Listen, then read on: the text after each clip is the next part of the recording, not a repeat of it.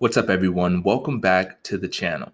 Today, I want to talk about NEO stock and its risk of being delisted from the US stock exchange. So, I mentioned this before in my other videos, how that's kind of the thing that I'm scared about with NEO stock. I have a sizable position in NEO stock, and the company itself is legit, in my opinion. But stuff like this is what makes me get a little concerned about the future of the stock, because if the stock gets delisted, it is going to zero, period.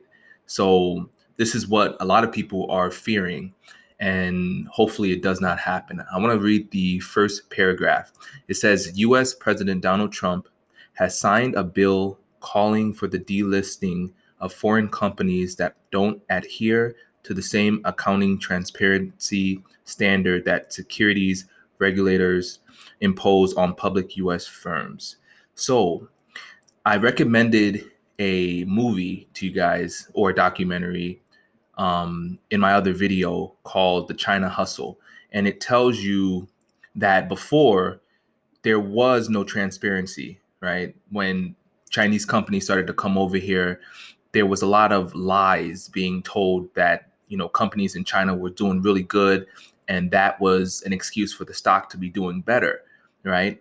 And people lost millions and millions of dollars because when people went over to China to audit the companies and to see exactly, how the place looks and if it is legit, it turned out that it wasn't, right? And, you know, down came the stock price. So what's happening now is Trump is trying to delist these companies that do not have transparency in their books, which in a way I agree with that, right?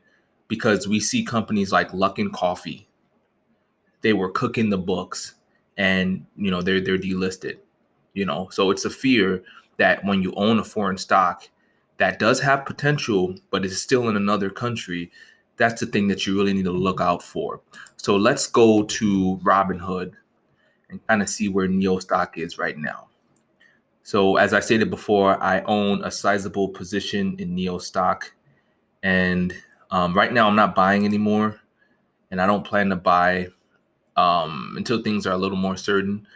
So right now we are 3.32% down on the day, which is not as bad as I thought it was going to be given the news.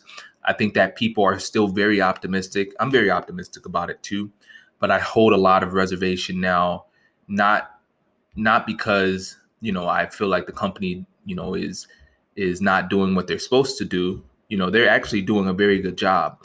It's that the fact that it's overseas, there's always that risk of being delisted. So within the past month, I remember I probably bought maybe up here.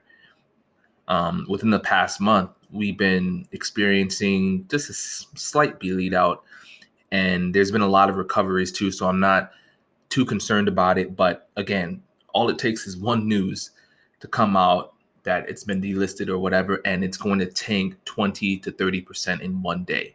So my advice to myself is to just pay extra careful, pay attention to what's happening. And if I need to, I'll sell at a loss so that I don't experience the bleed out that I talked about with Boeing. And, let me show you guys what happened within the last year.